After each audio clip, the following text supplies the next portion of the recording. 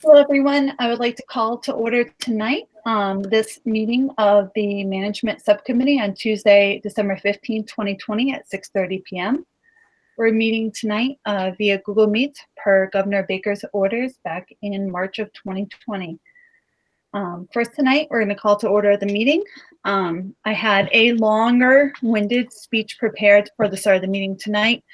But as Desi likes to throw us curveballs, we got a new curveball thrown today at us, which I think will probably be at the bulk of the superintendent's COVID-19 school reopening remarks this evening. But for us on school committee tonight, and for us here today, I just wanted to give you guys a quick message of my expectations. So for you guys who are chairs of subcommittees, my expectation is that you guys are also acting as our leaders on school committee during our larger meetings. I think that if we were all to reflect upon our last large body meeting, we would all come to agreement that it was not done in a way that was professional, not done in a way that was efficient, and not done in a way that was cohesive to the needs of our constituents or our fellow school committee members. Many of whom work full-time jobs, who have families, we even have children with special needs, who have responsibilities outside of school committee, and we did not do them any justice with the type of meeting that we ran a couple of weeks ago. So as you guys are my chairs of subcommittees, I look to you to be my leaders in these meetings, and when you see something that is out of line or something that is drawn on too long, that you will speak up as such and help us move forward. I am acutely aware this evening that the policies that we desperately need to look over and review may stick to the back burner. So it is my intention tonight to really keep focus on the first half of our agenda, and then even call like almost a special meeting of management in January where we can really focus in on those policies and have a policy-driven meeting. Because I think that management's responsibility is to that 1000 series that has been neglected for 10 to 20 years. And if we are not doing our due diligence there, we are not leaving a foundation of structure for management meetings to come and committees to come so that they can take on our lead.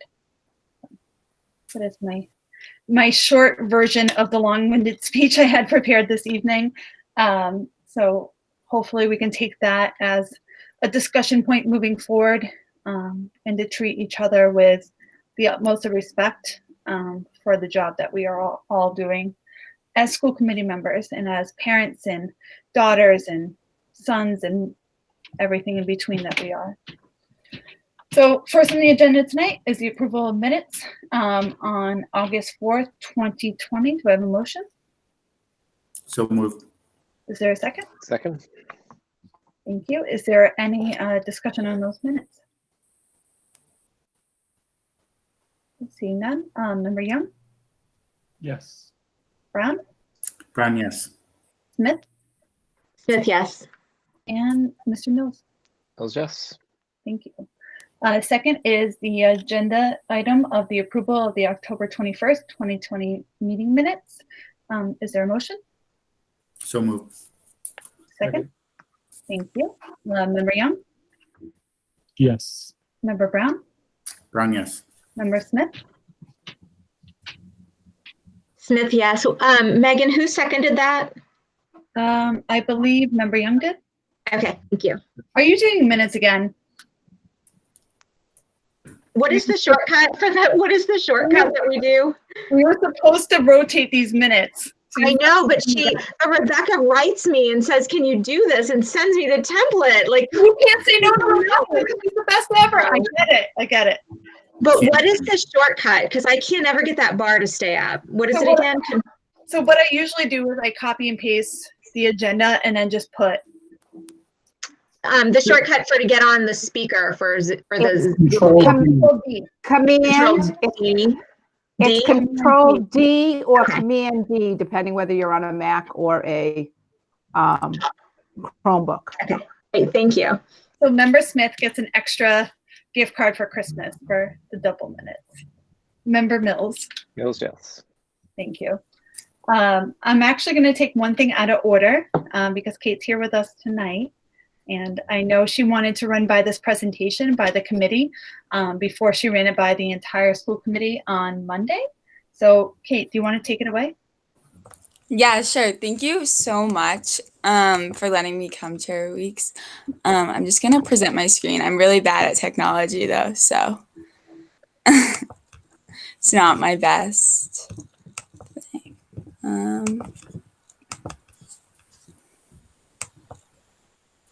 All right. You should be able to see it now. So basically what I've been doing over the past couple of months is collecting or running this survey through basically our school district. And so what I did was I reached out, the survey is targeted at all middle and high school students. And so I reached out to all of those principals and asked them to share this survey. So just an overview, I am the student representative for the Wachusett District to the DESE Board of Education Student Advisory Council. The council basically looks at students to come up with issues within their school and work to find solutions for those issues. One of the students is a full voting member on the Board of Elementary and Secondary Education. And so there are 3 different councils. There's a regional council, which any student is allowed to be a part of, a state council that students are elected to by their regional council, and then an executive board that works directly with that student to prepare him for meetings. So like today, what we were doing was going over the amendment, which I'm sure Dr. McCall will talk about time on learning. And so we were doing research for him on that amendment and coming up with what we think was the best idea for the students and advising him on what to vote for. So that's sort of what happens at the executive board level. And then within those smaller groups, we work in work groups. So one of the work groups is mental health, one of them is diversity, equity, inclusion. And in those groups, they tackle specific things. The survey came out of the e-board and it's looking at MCAS and COVID learning. And we just wanted to see what students' opinions were and ways that we could convince the board to look against MCAS this year, or at least to make it not a graduation requirement. I got 764 Wachusett students to complete the survey, and statewide we had the numbers 4,000 on there, but I believe it's over 5,000 now. I know. So, Kate, I hate to interrupt you. No, So- you're totally okay. So statewide, there were 5,000 people, and almost a fifth of them came from Wachusett. Correct. So that really kind of speaks to your advocacy there. Thank you. I know 2 of our middle schools, I haven't heard confirmation that they sent it out. I did hear back from 3 of them, but I'm not sure about 2 of them if they've sent it out. So that's another thing just to take in part when you're looking at this survey data. But it was sent out, I have to say this, it's sent out by the advisory council and not DESE. So that's just one thing to keep there. Wait, sorry. So looking at the grades of students participating in the survey, a lot of them were 9th and 11th graders. We did have a good portion of 10th graders too. The high school has the most students, so I think that's part of that. I also just think a lot of the 11th graders are very passionate that MCAS should not be happening this year. So that was another big player for them. I think 12th grade, not many of us are worried about MCAS since most of us don't have to take it this year. So that was another thing that sort of played into it. So the first part of the presentation covers the remote learning and what students in the district said about that. So the first question was, how remote learning impacted your confidence/performance in your classes? And 1 represented that it negatively impacted it, and 5 represented that it positively impacted it. So in majority of our district, they're showing between a 2 and a 3. And I think that was a little bit alarming for me to see because it shows that they're sort of, students are saying that they're feeling that the toll of this learning and that it has had an effect on students. I was happy to see that not a lot of students said 1, but we still do have 11% of our students that said 1, and then 6% said 5, that it positively impacted their learning. So reasons why remote learning has impacted students, we gave specific responses to this, and students were allowed to pick more than one. So we had 319 students say difficulty interacting with teachers. 313 students said they did not have the ability to confer with other students. And 318 said social isolation. There was an other option under that, and a lot of students said that they were struggling with organization, a lack of focus or motivation, things a lot along that line that would really affect their social emotional health, that just made school less enjoyable at this point, and that just wasn't one of our options. For positively impacted, we had 84 say that being the only student in their physical learning environment was really helpful for students and they found it easier to focus. 216 said that being able to learn in their own home was helpful for them.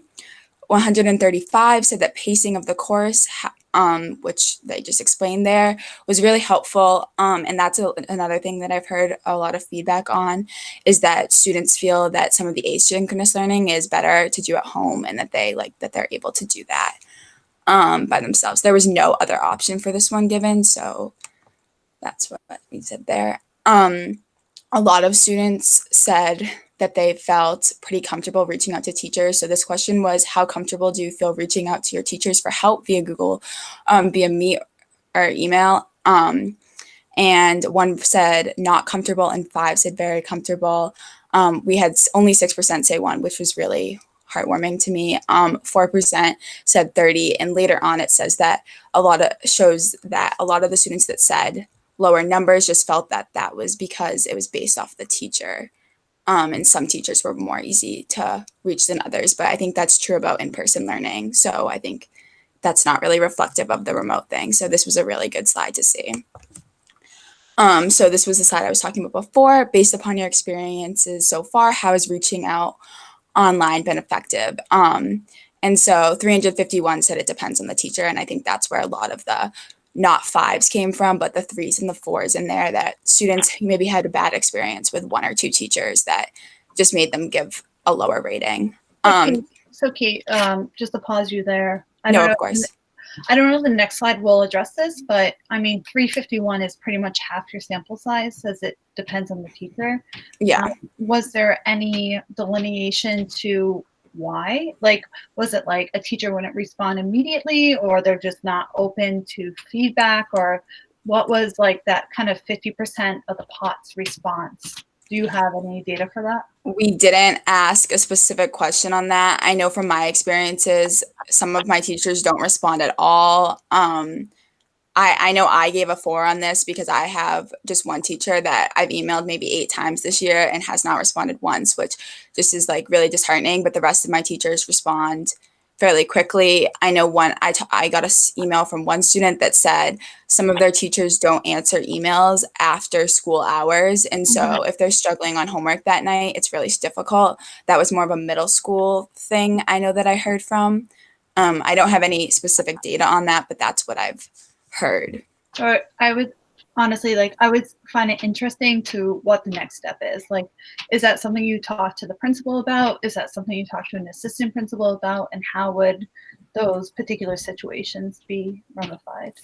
Yeah, that's something we're going through right now. Is I'm splitting out the high school's data from Chalksit's data, from Central Tree's data, from Mount View's data, and sending that to the individual principals and just making a similar presentation for them to sort of look at that. And I'm going over this presentation at the middle school, like the specific middle school presentation, with a few middle schoolers tomorrow to see sort of what their perspective is on that. So I could definitely add that in January and sort of see their thoughts on why that happened. In your free time. Yes, in my free time. This is my fun activity of the day. We only had 43 say that no, so that online has been effective, and they said no. So that was, I think, a good thing to see, that most students said that it hadn't been effective, or that they had been effective to reach out to students or to teachers. If you felt that your performance has been negatively impacted by the remote model, which course has been the most impacted? So this was sort of to see if there was one thing that was really struggling. The orange one that sort of got cut off is that my academic performance has been unaffected. This was really a good thing to sort of see that there wasn't one majority thing that students were really struggling. Obviously, math and science are a little bit higher. I think science is mainly because of labs, but it was a good thing for, I think, to see that we don't have one course that's really falling behind. And students are feeling they're really struggling with that. So the rest of this is on MCAS.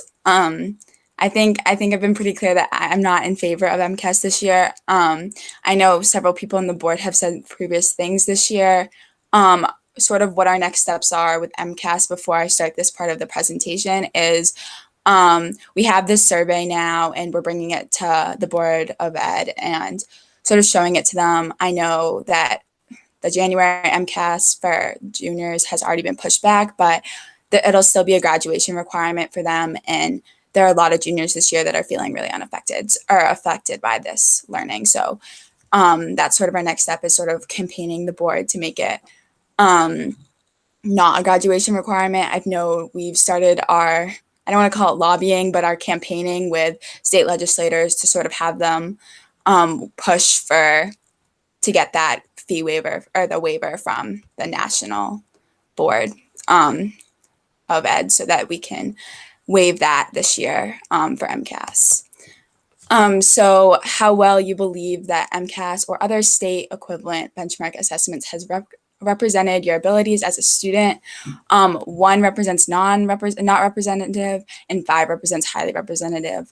We had 4% of our students say that it was not representative of their abilities as a student, and that just really stuck out to me. More than half of our students think that it doesn't represent their ability as a student. And then 3, for a 3, we sort of call that neutral, and we had 25% or 24% of students think that they were neutral on it and that it wasn't. We only have like 14 or 15% that say it was representative of their abilities, and I think that just shows for itself that many of our students don't think that MCAS represents their abilities as a student to perform, and I just think that's really scary. Do you feel that your classes during normal MCAS years adequately prepare you to take MCAS? So this is during a non-COVID year, and 51.8% said somewhat. Majority of our students said yes, that they do feel that they are adequately prepared, which was a great thing to see, and 12.8% said no. I do think this suffers from a little bit of response bias from students that wanted to say no that might have felt a little bit more prepared, but felt saying no would have a stronger effect. So assuming you stay in the same model you are right now, do you believe that you would be prepared to perform well on a standardized test come spring compared to normal years? And 69.4% of our students said they would not feel prepared to perform well on standardized tests, and only 5.8% said yes, which is really scary to think about, that our students don't feel prepared. And I think the big thing about MCAS is that it is the mental toll it takes on our students it's a very stressful time as a student that's taken it several times. It's just a stressful thing to go through. So I think that's a lot of where that stress comes from. And if students don't feel prepared, it just heightens the stress in our district. And that's just the last thing we need right now. So these are sort of big numbers that stood out to me. 89.7% of Wachusett students answered yes to the question, do you believe that MCAS should be postponed for the 2020-2021 school year on the grounds of COVID disruption? So 89.7 students in our schools believe that it should be postponed this year. And that's almost all of our students. And then 91% of students believe that if MCAS is canceled this year, the graduation requirement should be revoked. So if it's canceled, that we should not require it as a graduation requirement. And I know I had several students email me based off this survey to sort of reach out. I know Jasper, who's our student that sits on the Board of Ed, had hundreds of students reach out to him that said that even if it's not revoked, even if MCAS is not pushed back this year or canceled this year, that it should still be revoked for our juniors this year that are really struggling. And then the last slide is that this is sort of for stakeholders, but this survey is still open for any students who would like to fill it out. What this presentation doesn't cover was there are a few questions at the end about other standardized tests, such as the SAT or the ACT. Though I didn't include those because majority of our students didn't even take the SAT or try to take it. So we had like 30 students respond that took it or something like that. And they said that if they wanted to, they could have taken it. And we did offer the SAT. So I felt that that data was less relevant. Anyone can access the survey by clicking on this link. And it's still open. I'm trying to get it out to those other two middle schools before the January 11th meeting where I present this to the whole school, but I just haven't heard back from those principals. So that's sort of what I'm waiting for. Kate, what are those two principals? It's Paxton and Sterling that haven't responded to me. Okay, so Dr. McCall, can you reach out for us? To those two schools? I'll do it. That's Thank you. Sterling, Paxton and Chucks it. Or not Sterling, sorry. I have Mr. LeBrex chalks it, right? Yes. Yep. So Princeton. Okay, I can talk to Tammy. Mrs. Boyle. Okay. I'll talk to Ms. Boyle tonight. Sorry. I mix up Princeton and chalks it all the time. Don't do that. So Kate, just very briefly before I turn it over to my chairs, I want to say thank you. I also want to say this presentation that you gave is better than any presentation that we've given as a school committee this year, and perhaps almost better, sorry, Dr. McCall, presentations that the administration has given. Your data is very well founded. Your questions were spot on to the type of data you needed to receive. And I hope that people in the State House, did you send this over to Senator Goby and Representative Ferguson yet? I haven't, but I haven't contacted them yet. I've been campaigning other people's legislators so far. We've started with, I forget who his name is, but he's on the he's the commissioner of education or something. I don't know what it is, but we've been working with him first. Mr. Riley?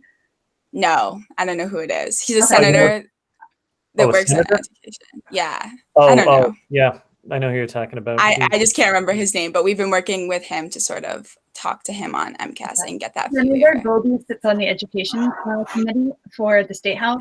So I will make an email introduction for you as soon as this meeting ends tonight. And thank you so much. They're absolutely wonderful. So I will make an email introduction and then you can take it away from there. Perfect. Thank you. If it's Senator Lewis, who you're thinking of, he was at Wachusett, was he not, a year or so ago when we did the presentation on with the auditors? So he should be familiar with us, even though we're a ways away from his home.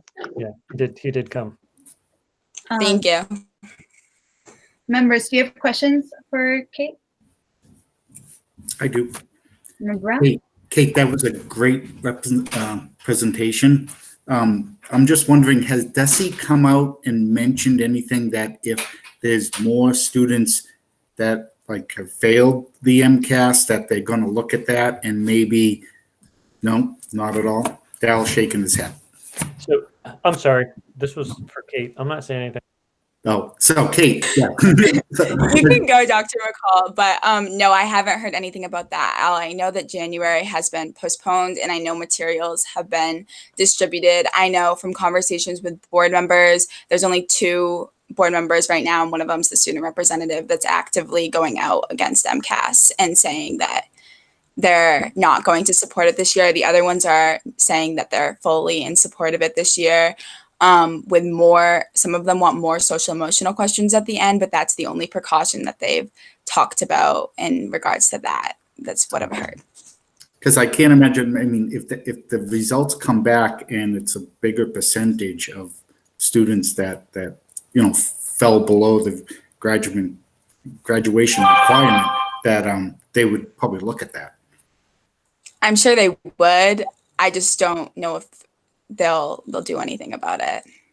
Okay, good luck. I think also, Kate, and I think we've talked about this in the past, like it has to start with the federal government. So the waiver for MCAS comes from the federal government, who gives it to the states who then had the power to give the individual state waivers. So to make sure you're reaching out to Elizabeth Warren and to our other senator in order to have the new, when the new president-elect comes in, for that to change. Yeah, that's sort of where we're playing the waiting game of, is we can't get that federal waiver until the new president comes in. So this was great. Thanks, Kate. One thing you'll want to be prepared for arguing with is some may say that not the graduation requirement part of it, but administering the MCAS in some form is useful as a diagnostic to see where learning has been gained or lost across the state. So I imagine that might be an argument you might want to be prepared for, when you or your colleagues testify. Yeah, we've been looking into sort of the flaws in that, and most of it's sort of things about low income rates that like systemically affect those students. So students in low income rates often perform lower lower worse on the MCAS. And so we've been looking a lot about that and how it doesn't actually show that. It just shows that students are poor or rich or whatever the thing is. Or their towns don't support their schools well, and Yeah. they should be held account. It's not the teachers per se, but the institutions need to be held account for the lack of attention given to students in that position. Exactly.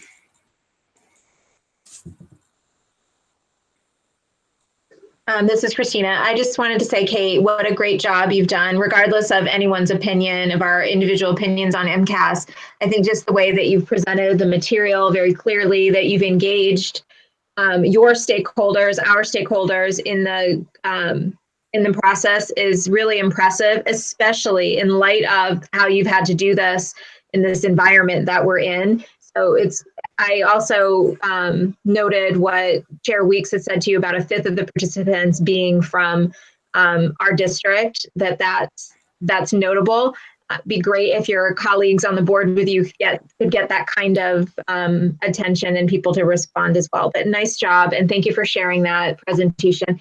I think you were saying either at the last meeting and then even just now that you'll probably present this to the our full school committee. Is that what I heard? So that people can see that. I think that will be interesting, and it's great to see your work as a student representative going beyond, that you're on this council.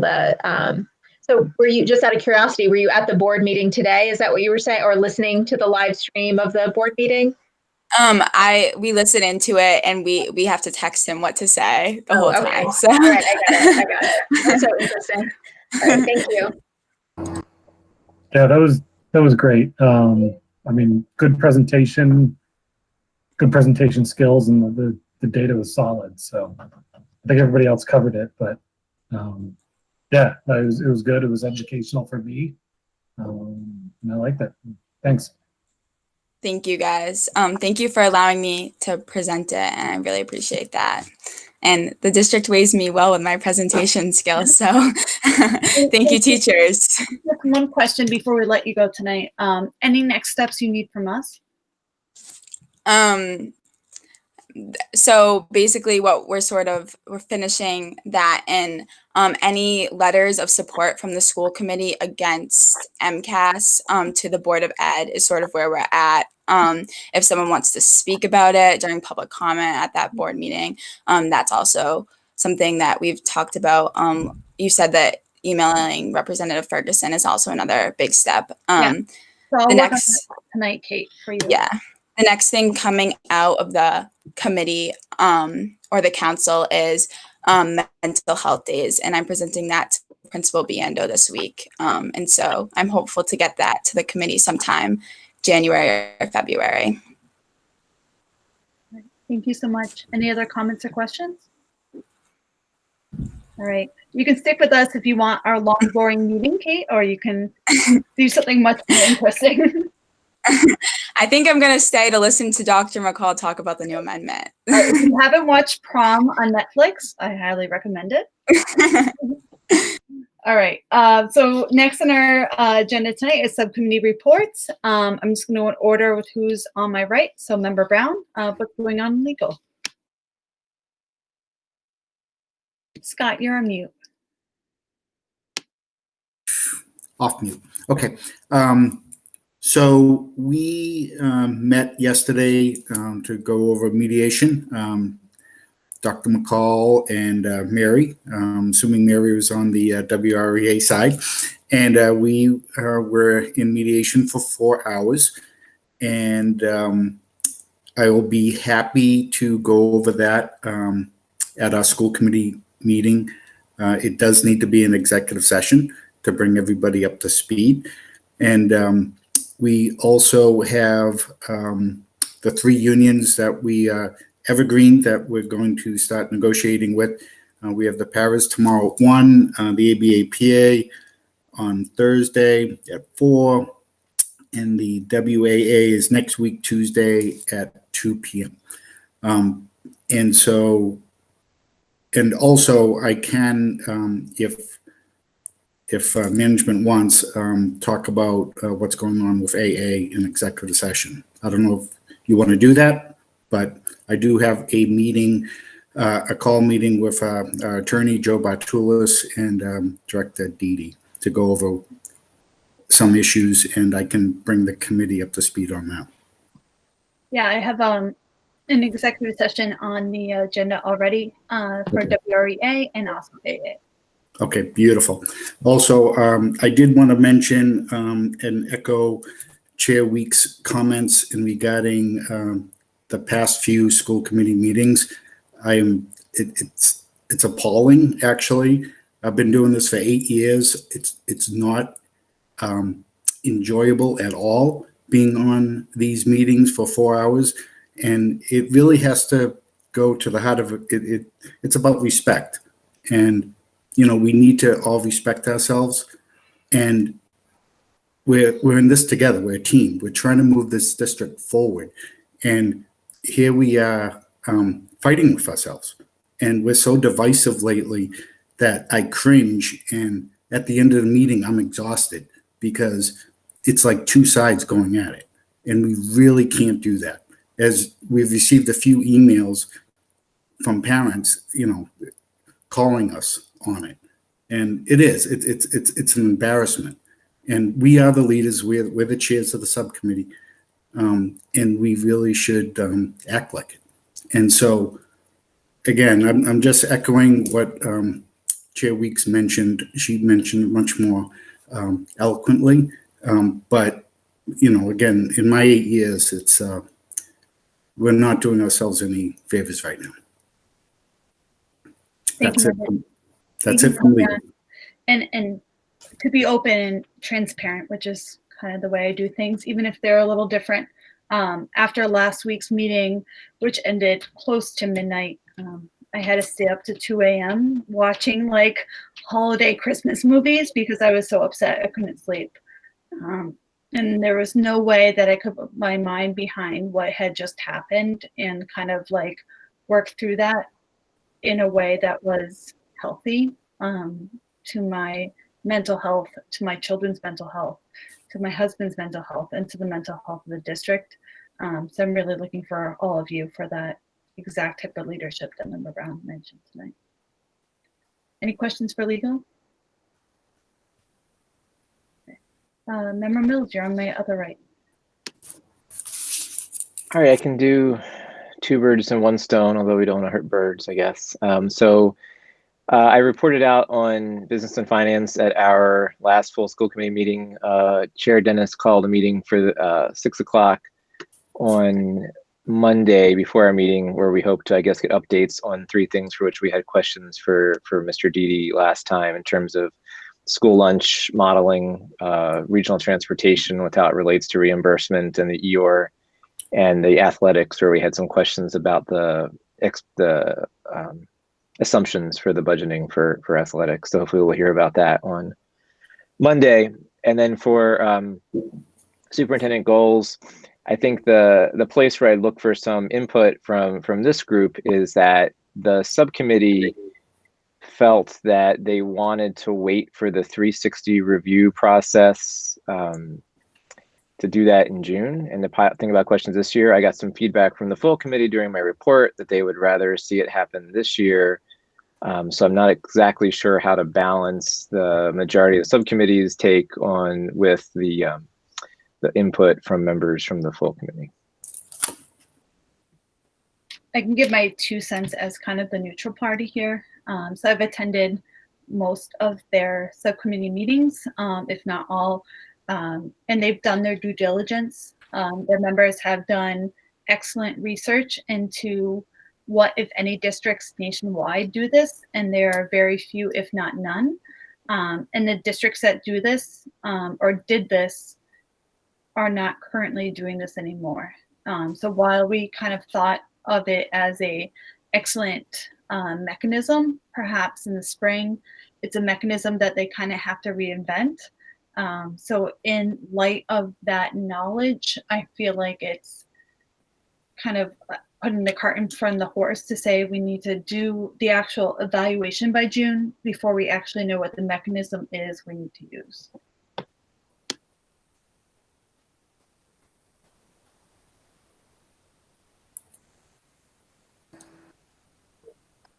Yeah, I wish I could give you better guidance, Ken. I don't, me personally, I don't think I know enough about what the subcommittee has done and looked at to really make a decision either way.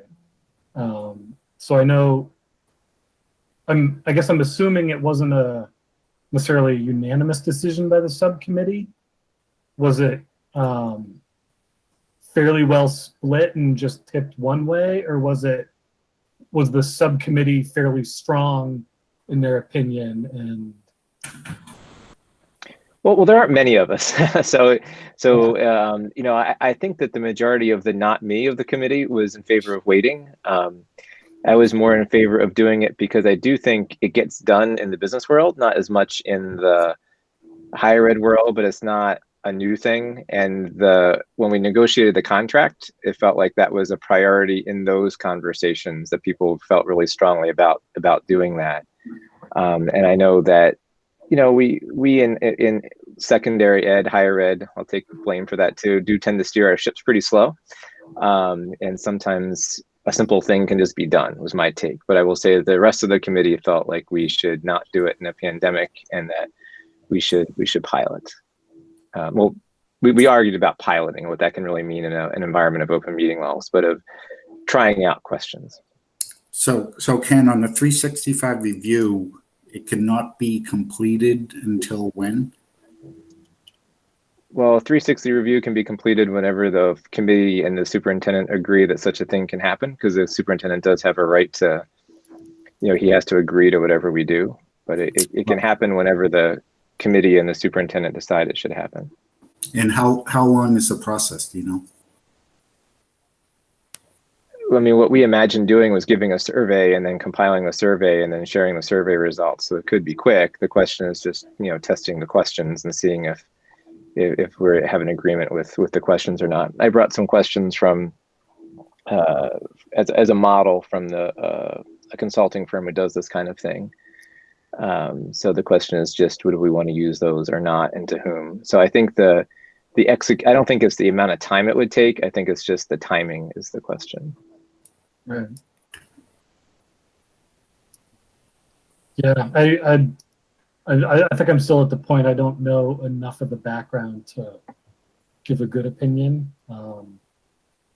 Yeah, I definitely, in general, I'm a person like, well, if we can do it, then let's do it. But yeah, there is something to be said on this for timing and what it affects, and how to best implement it so that we get good quality information as well. So yeah, I guess I'll leave it to those that have looked at it more than I have. All right. I mean, Ken, I know I was on the committee for his contract, and I know it was an important piece. So, but during the pandemic, is that really what it boils down, because of what we're going through right now? Does the committee not feel that we should do the 360, or? I think the concern is that there's about the value of getting evidence in a time of crisis rather than a regular operating time. So I mean, I would hate to rush it or to, because this is evaluation on the superintendent, so. I would skip it for this year then.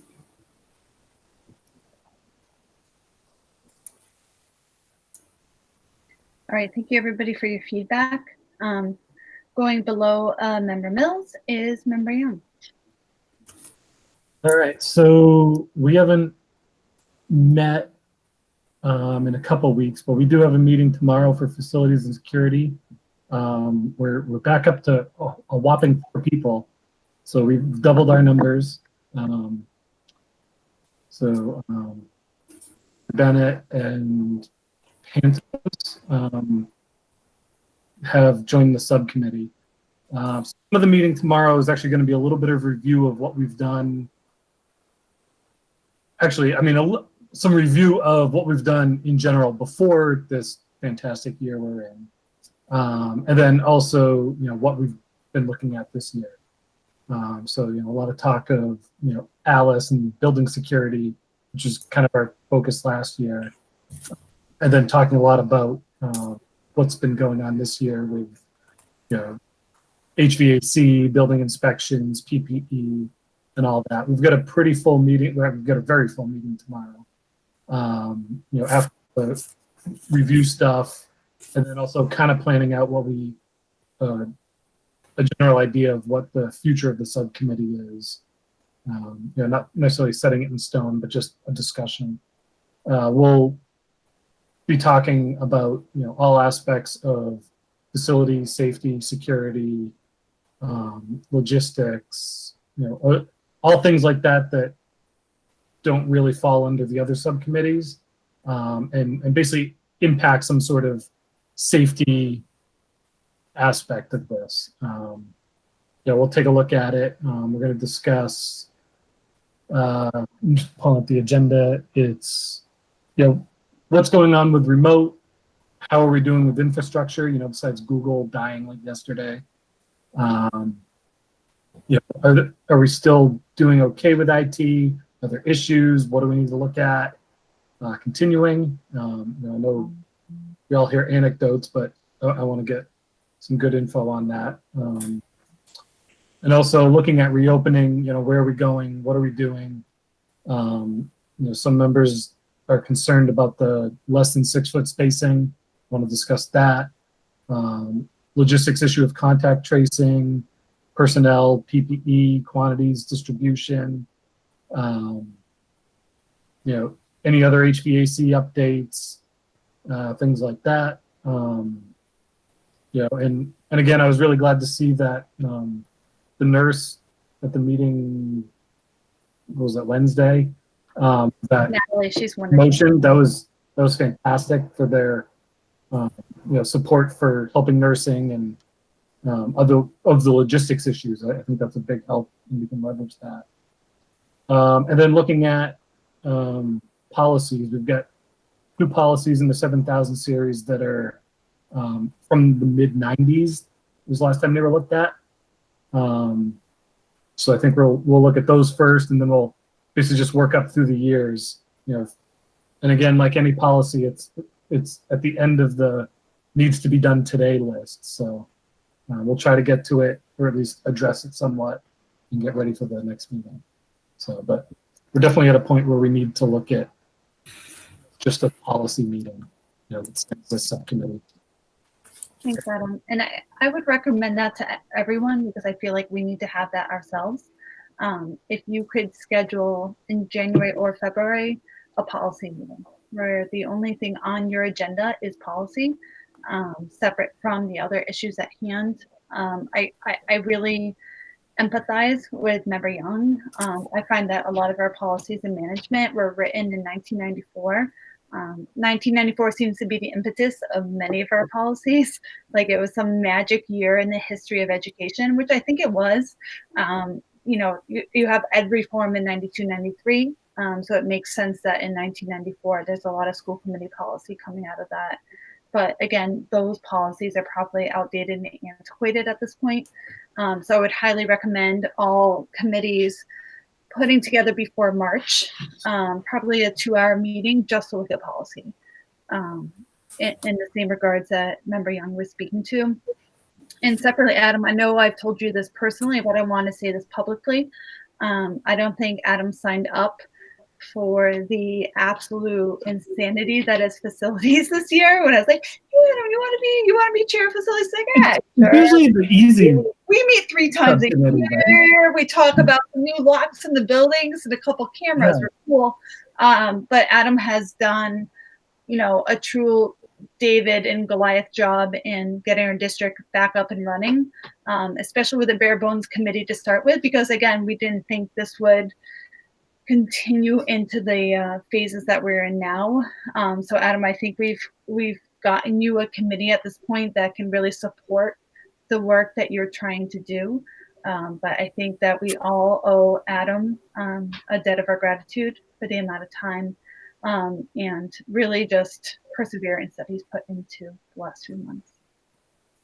Thanks. The one other comment, going back to your opening comments today, I think we're all frustrated. I mean, not just with the way things went, but with the way that I guess, one of my frustrations was the way that order just kind of broke apart during the meeting. I'm not the biggest fan of Robert's rules because they're confusing and everybody screws it up, and that almost makes it worse. But we're at a point. It's people trying to talk over each other, jump in. We really need to implement them when we can. When we're in subcommittees, we don't need to follow tightly because it's a smaller group. But in the big committee, I think we do. And, I think we all need a refresher on it. We've all got this little card. Yeah. If you look at the card, These were my notes from the meeting on Wednesday, by the way. In case right. And I have already reached out to MASC. Glenn is the one that does the trainings on the parliamentary procedure. So Tracy has reached out to him. They are bombarded at the moment, but they know that this is something we need. Yeah. What I was doing, I was so frustrated after the meeting Wednesday. Actually, I sat down, I went through, and I just started writing up a kind of a plain English Robert's rules. Because while we've got this card, it doesn't explain what the things are. So just trying to do a really brief, like, what is a point of order? What is a point of information? When can you use it? When can you not? And then also, there's a few things that are extra that are from our bylaws. So, kind of put those in. So, this is something we need to do in order to extend a meeting. And Adam, that would be awesome because our bylaws tend to conflict. And that's the tricky thing that I'm learning as I go. Our bylaws conflict, not only Robert's rules, but OML.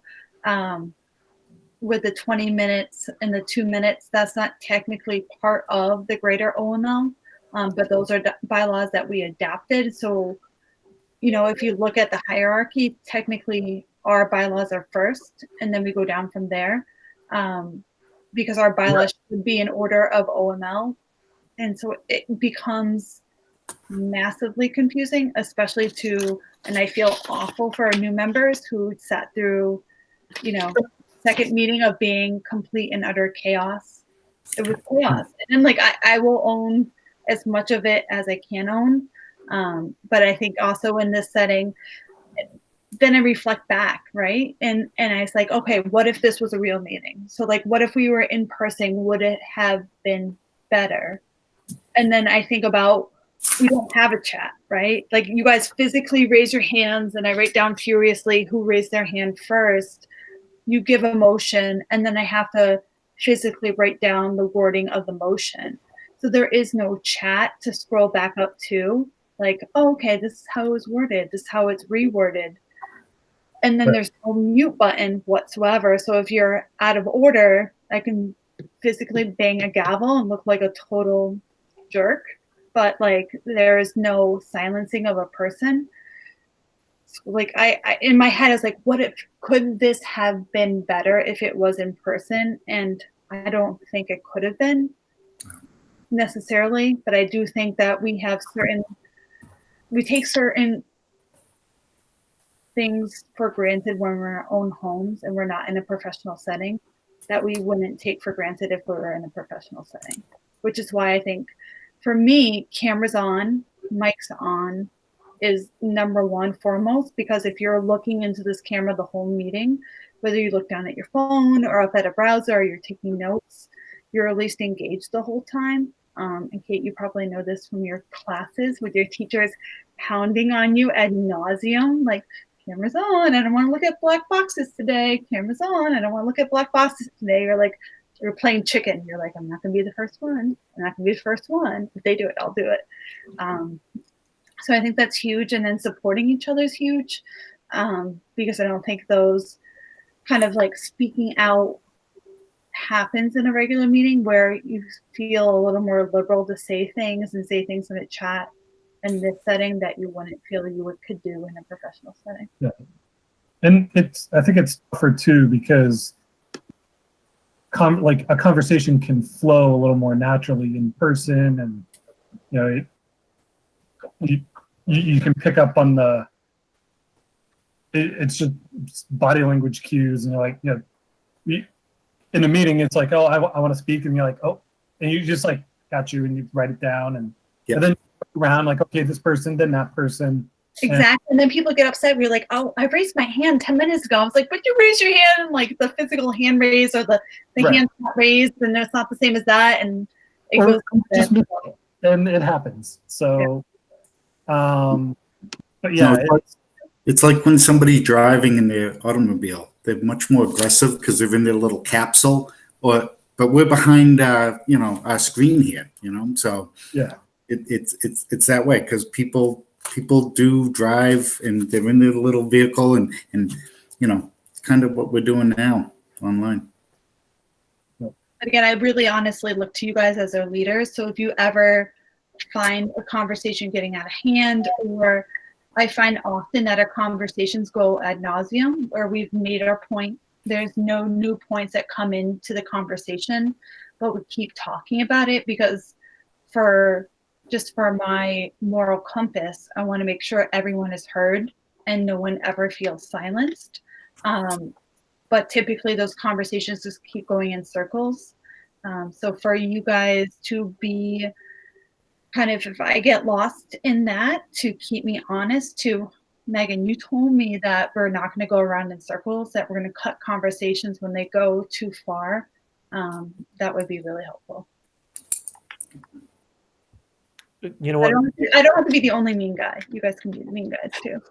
And just to interject, I think because Rebecca is the one that organizes everything, she has control of the microphones. She can see the hand raised over on the right-hand side. I can see I can't see that part of it. So she can see all that as well. So all those lists. So maybe if you work with Rebecca around, maybe it's coming from you, so it goes back to through your email. That would then give you the opportunity to be able to look at the hands being raised and also the mute option. You would have complete control of the meeting. And I think that might help with her transition as well, Daryl. When you talk about her retirement. What retirement? It's never going to happen, right? Don't tell her that. She's watching. You know she's watching. So when she retires, for her new person to come in to have some sort of semblance on how meetings go before they jump into it. Yeah, Adam said he was going to fill in for a while. So okay, yeah. I thought Scott was taking that in perpetuity. That was his new job. Yeah, that's how he's never leaving school committee, right, Scott? Right, exactly. Yeah. Just a warning on that. I would be hesitant to employ the mute button. I think I don't want to do that. That's weird, right? I would be much happier to see. I would just like it would be better to go down like it did than to mute somebody. I'd rather know like the hand raise like order, right? Yeah. So, Ken, I just saw you raise your hand. I don't know if that's what you were going to say or something else. So.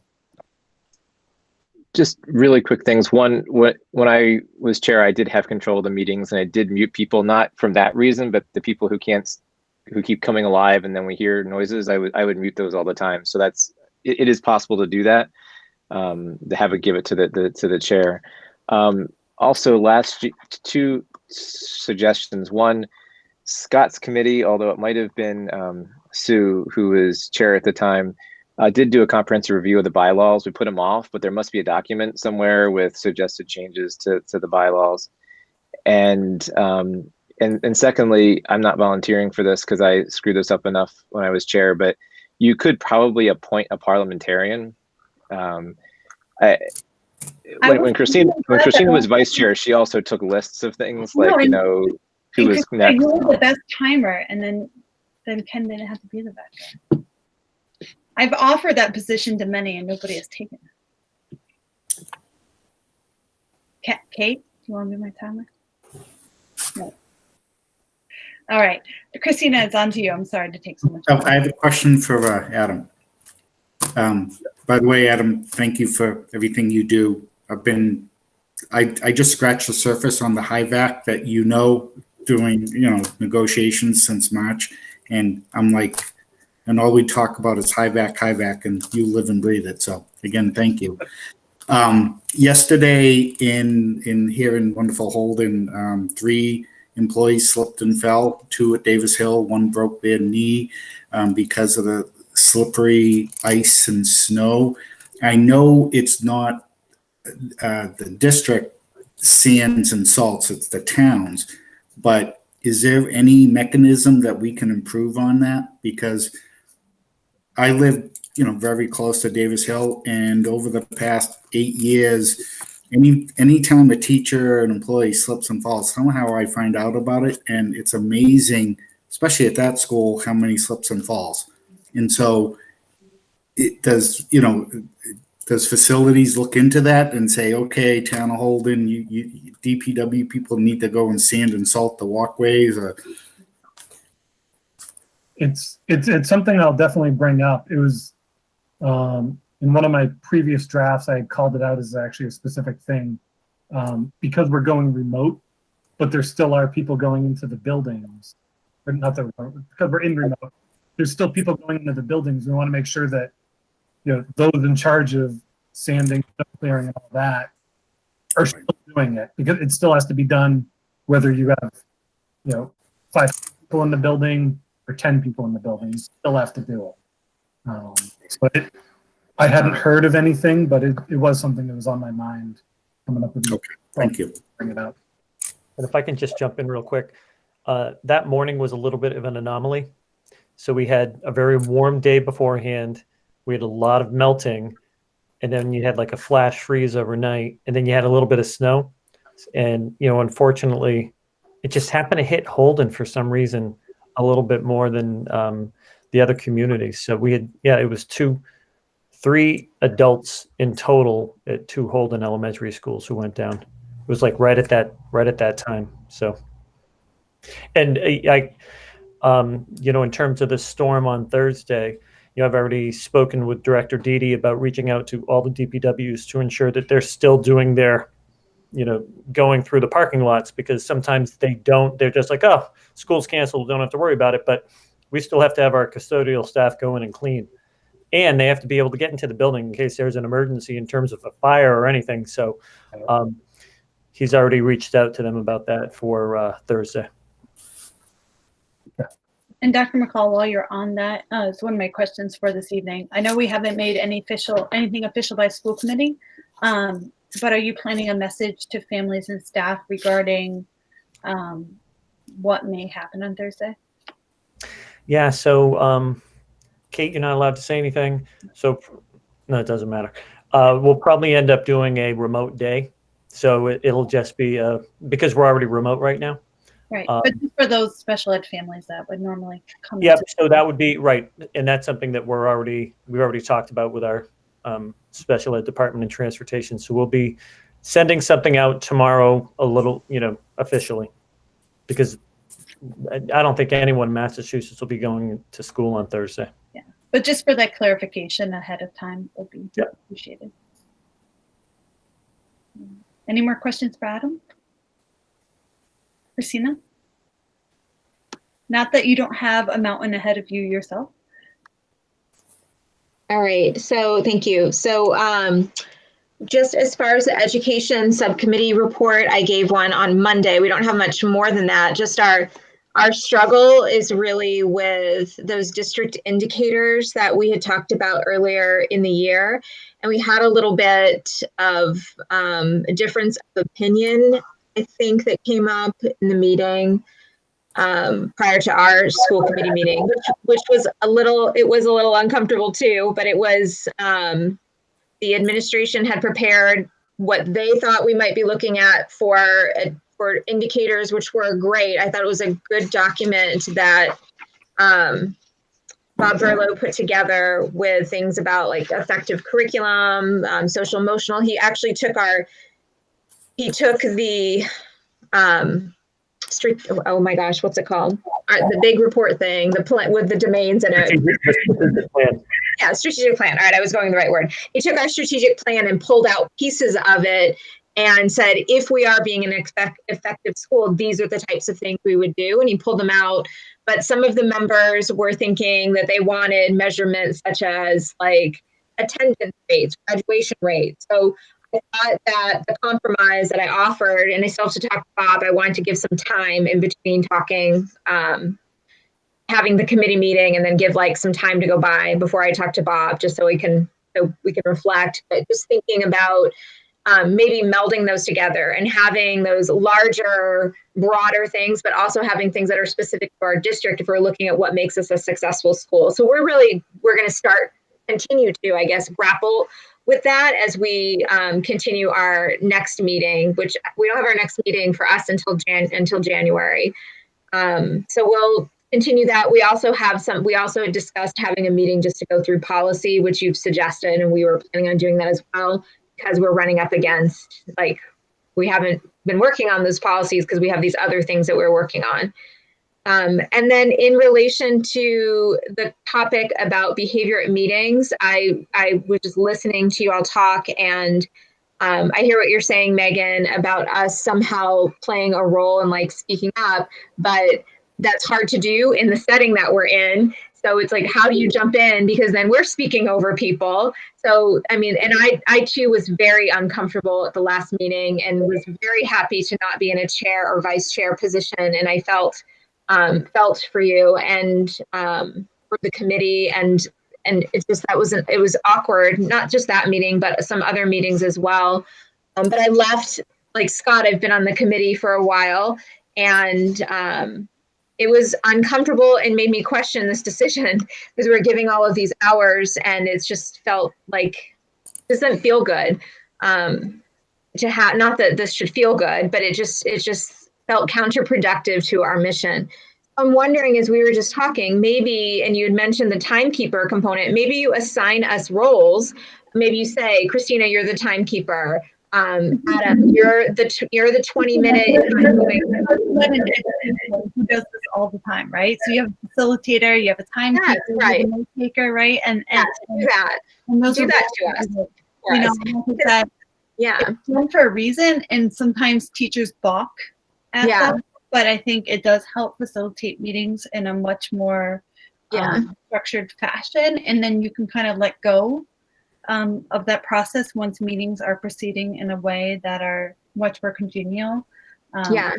It's in a place that we aren't right now, and for a larger conversation as well, perhaps for our next meeting, I'm starting to question very quickly, and I knew this would happen, right? Once one person can put an item on the agenda, everybody would put an item on the agenda. And so then your agenda for your meeting becomes these like haphazard pet projects of your diverse membership of your school committee. And then you are, and I'm sure many of you have heard this, and I'm sure you've heard this in the higher ed as well, but like you're placing well-meaning darts at a dartboard that go all over the wall and nothing meets a little target, right? You're like, okay, this is my well-meaning dart. Like, I really, really care about this thing, and I'm going to throw it.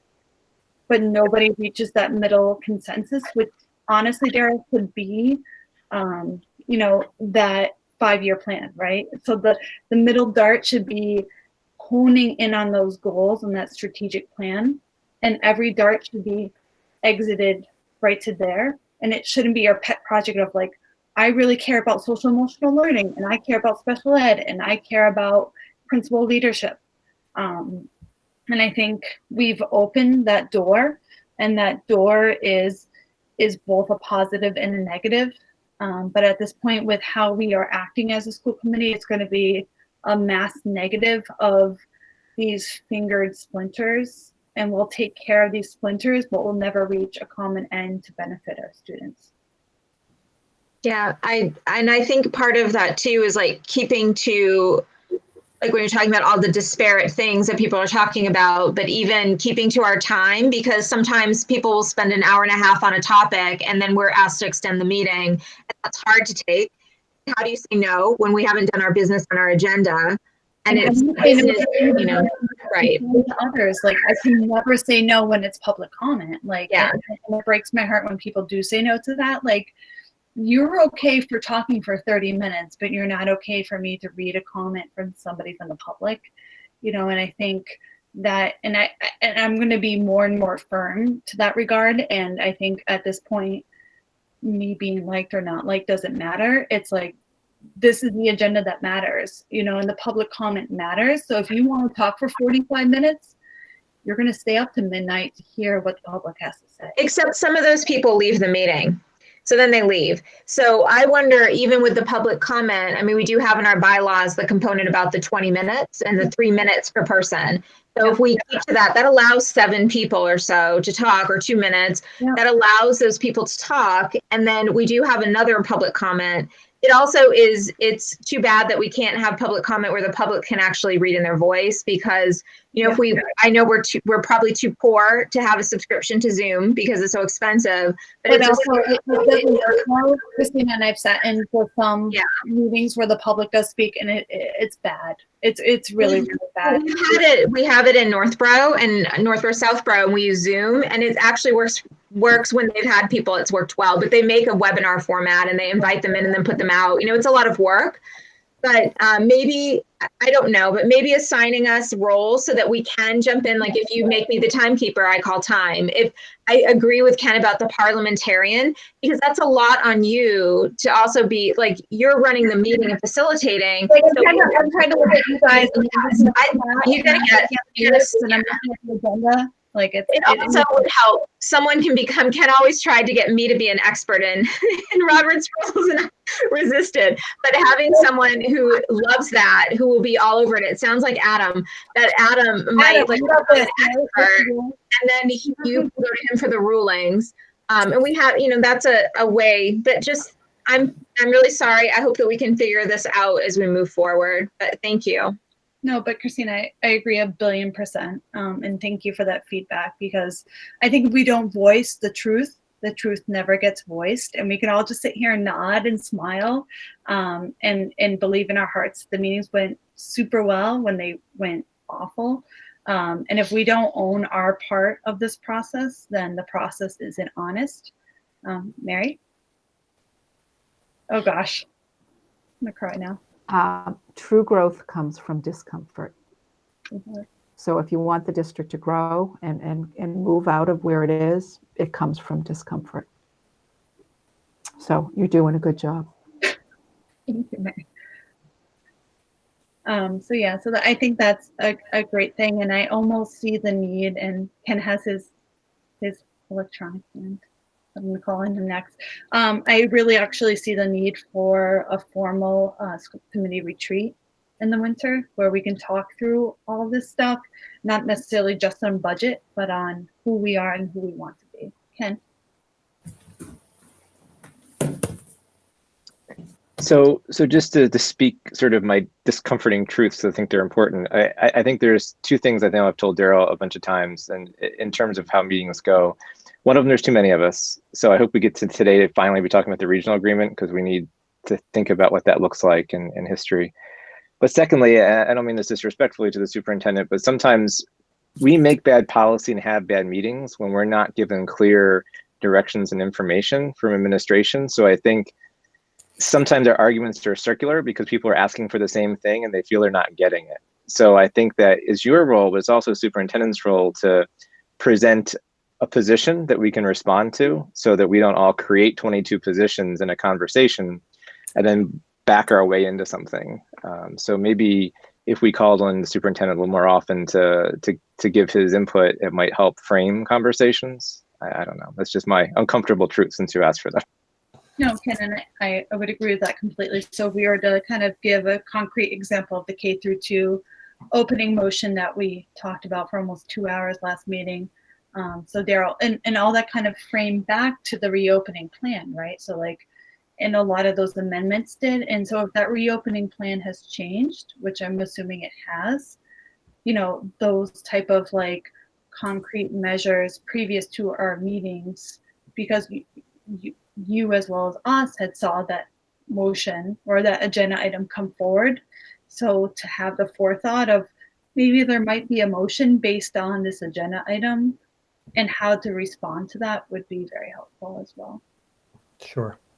Yeah, one of the things that I've talked about, and again, Ken and I have talked about this. I mean, since COVID, it's been, I think, exacerbated, to say the least. But you know, Ken and I have had many conversations in the past about the size of the committee, and it's too unwieldy right now. But I think it's partly due to the fact that we're in this setting.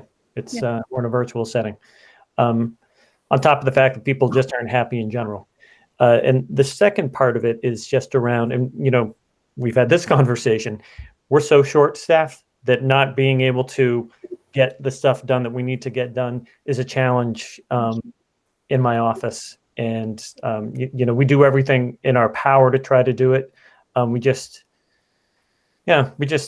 need to reorganize. So I think this really gives us an opportunity.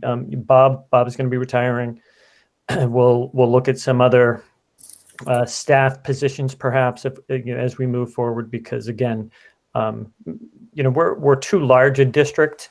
So as I've said this, when things are going well, and we're focusing on the budget, and the teachers are in cruise control, and you know, everything's kind of going great, you're in a good place, and you can handle an assistant, you know, just a superintendent, assistant superintendent, you know, like one or two other supporting staff.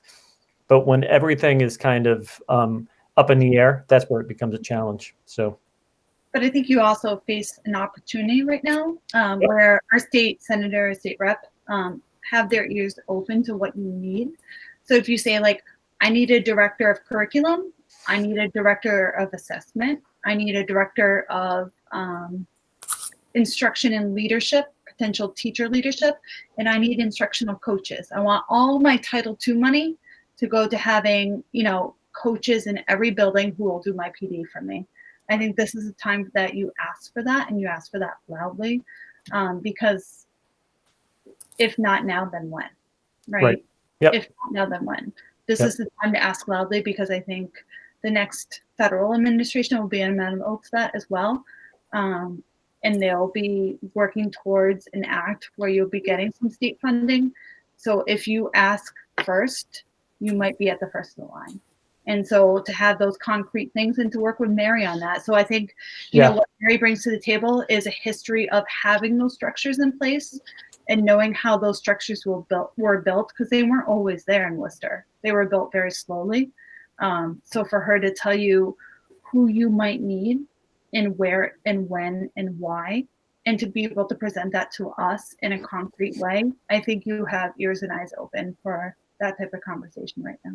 Yeah, and that's exactly what we're doing actually right now, in terms of looking at kind of an org chart, you know, moving forward, especially with FY22 coming down the road really fast. And how that all flows together. And I think Mary is honestly the person to do that for you.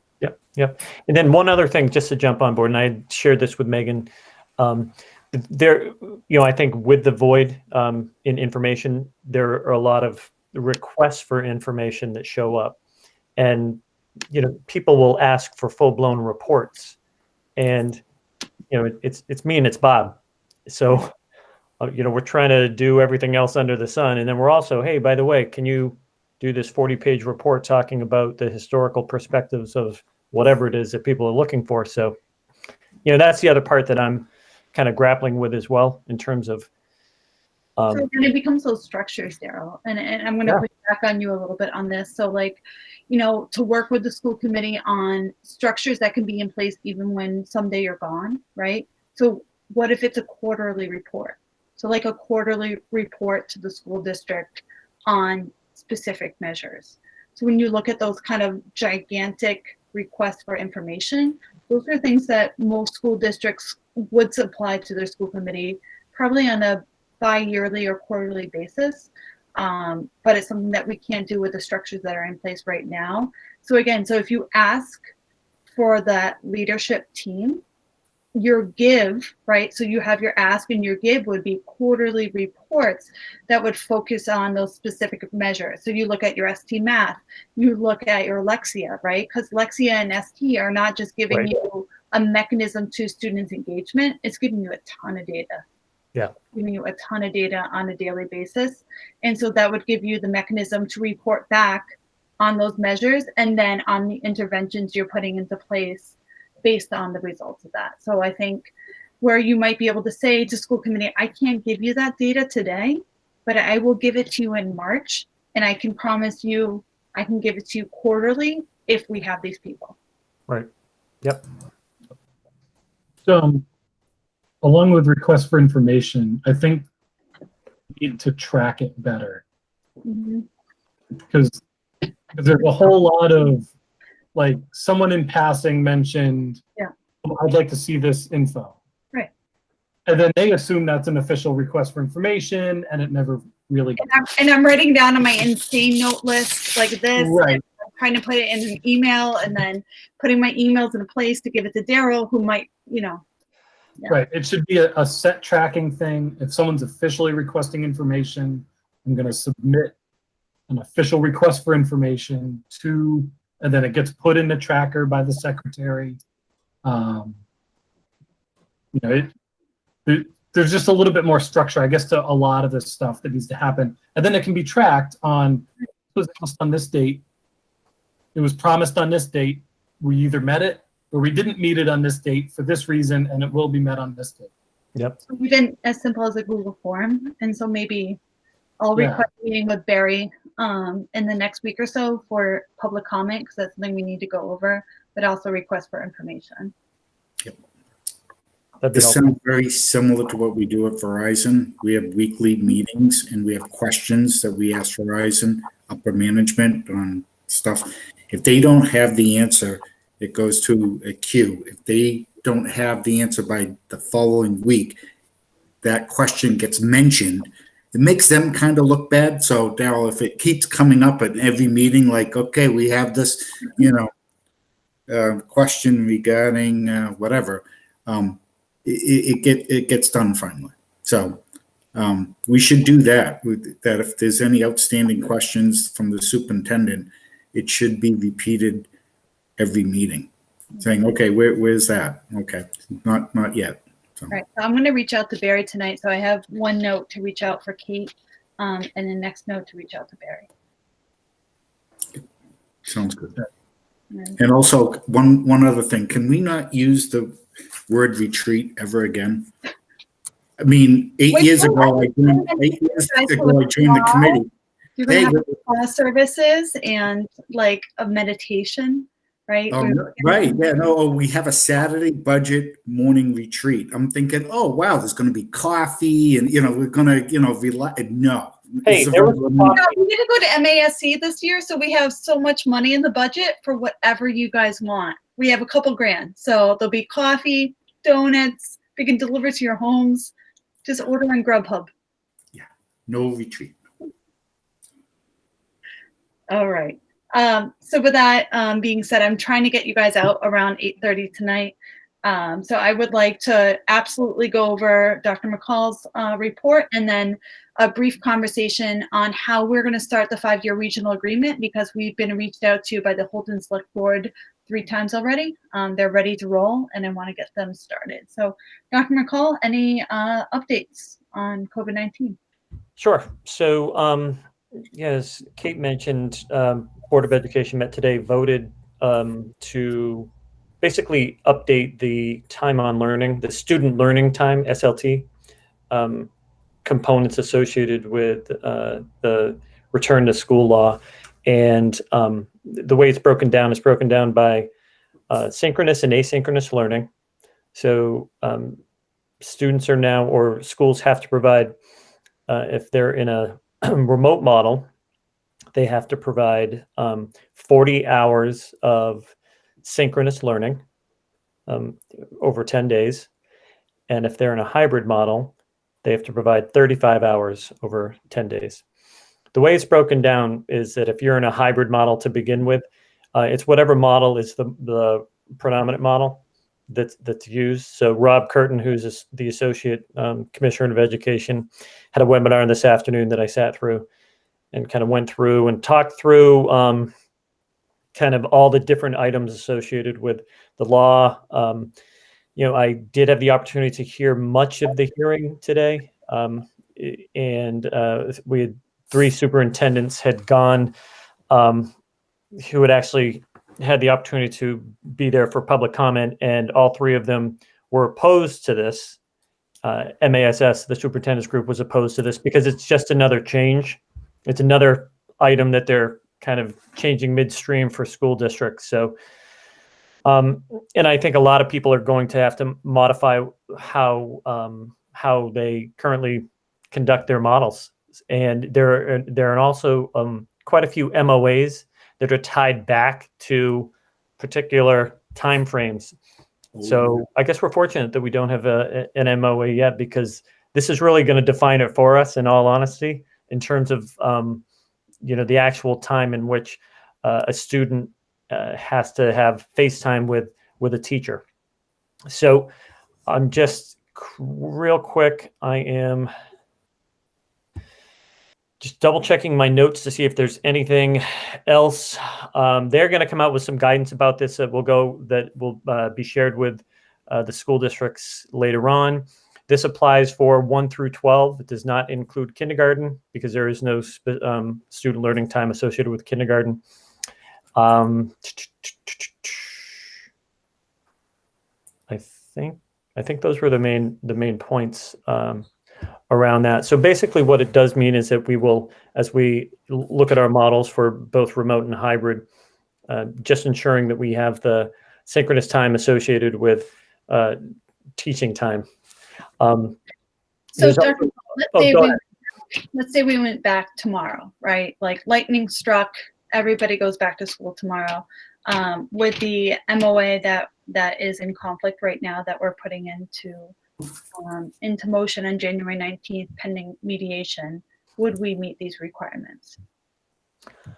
We'd have to mandate. So the 35 hours is for hybrid. So I think the law supersedes an MOA no matter what. Let's say we were in hybrid, right? And our kids were doing what we proposed, right? So we proposed an elementary school day and a K-8 school day that would end an hour early. Would that meet the requirements? No. So and that's one of the things that I just wanted to hear that from you. Now that we're looking at the calculations in my head and I didn't quite made it there.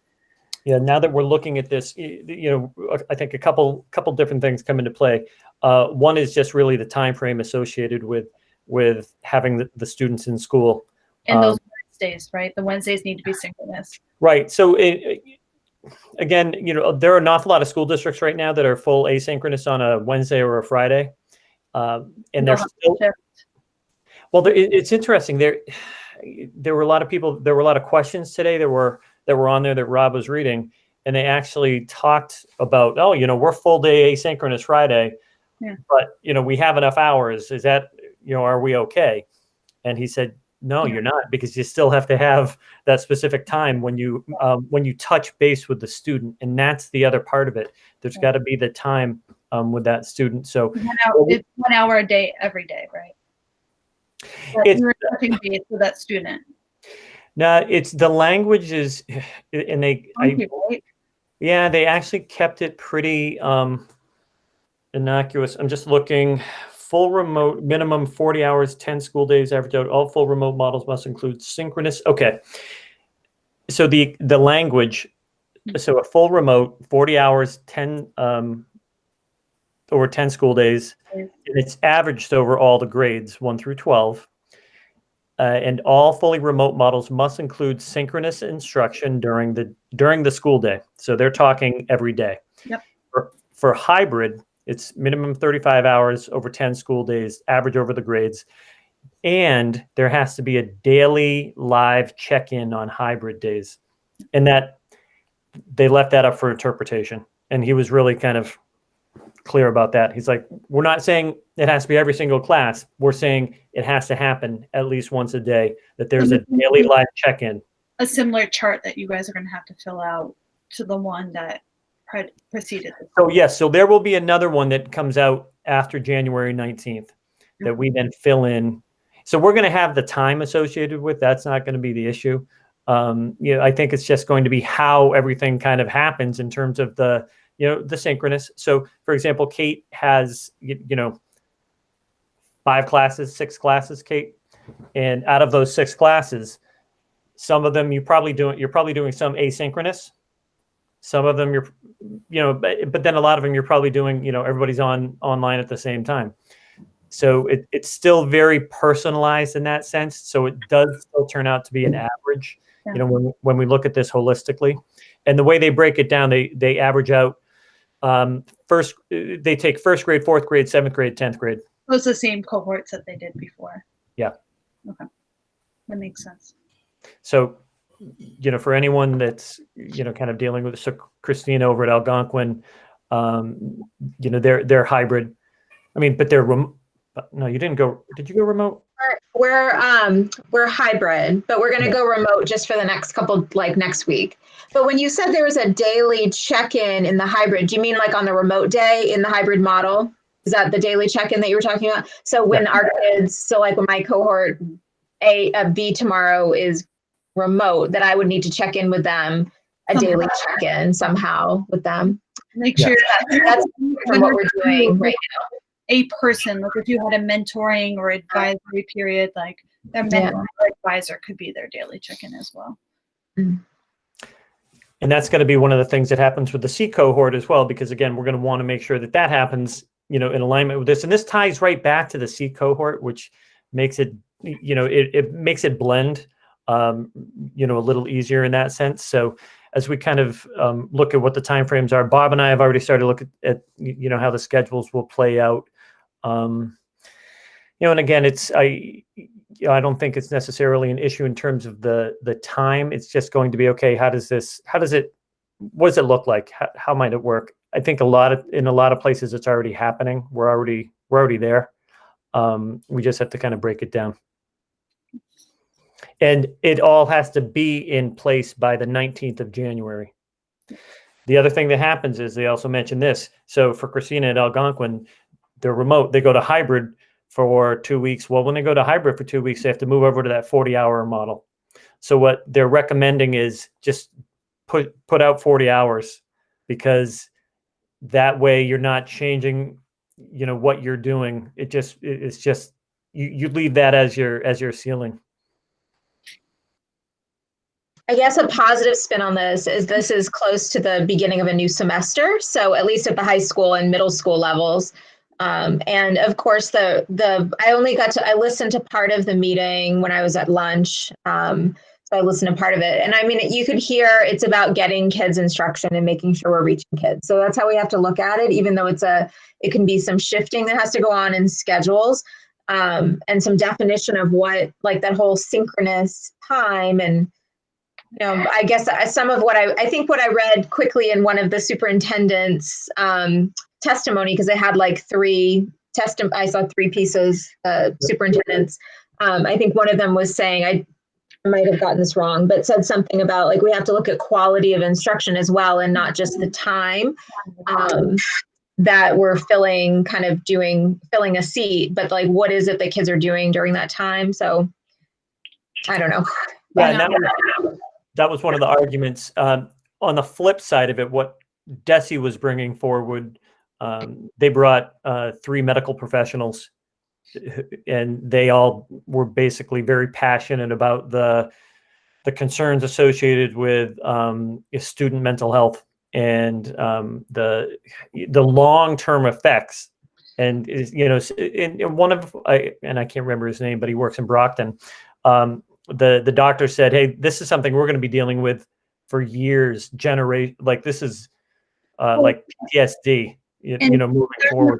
And just to push back on Desi for a moment, because I don't think we do so enough in the school committee, I have to call baloney on that, right? Because I agree, right? We're going to deal with this for a generation, but it's not because remote kids haven't stared at a computer screen for long enough, right? Like you're not going, and I think this was Desi's big push is like, we've got this great data from doctors in emergency rooms with kids who have suicidal ideations, and it's because of the remote model. And it's like, I can't tell you that a kid is saying like, I just need to see my teacher on Zoom for 5 more hours a week and I would be healthy again. So I think they're really kind of seeing the putting the cart before the horse and using a scapegoat of the utmost importance to our society, which is the health of our students, to push what they want and to push a political agenda, which is to force teachers to teach more hours synchronously, where I can give Kate a project. I can tell her exactly what I want her to do in 15 minutes, and she and her peers can produce this incredible presentation that she gave us tonight that probably took her 10, 12, 14, 16 hours to produce. But synchronously, I probably told her, hey, I'm really curious about, you know, what students think and feel about MCAS. And here's some people I'd love for you to speak out to. So synchronously, I could have told her that, and she could have worked 40 hours in this presentation. But I think that Desi is in general is protecting themselves at this point. And I want to give a shout out to Mary and her teachers, and to Kate and the students to say that these type of mandates are coming down top down. And of course we need to move forward with what they're telling us to do, but it is in no means a measure to the efforts, the superhuman efforts that your teachers are putting forward, Mary, and the superhuman efforts that you as students are putting forward, Kate. And I'm saddened that they're using you students as scapegoats for this measure.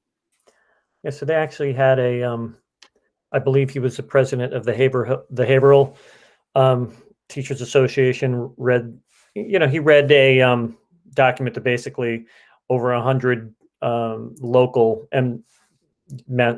local teachers unions voted to basically have a statement of no confidence in Jeff Riley.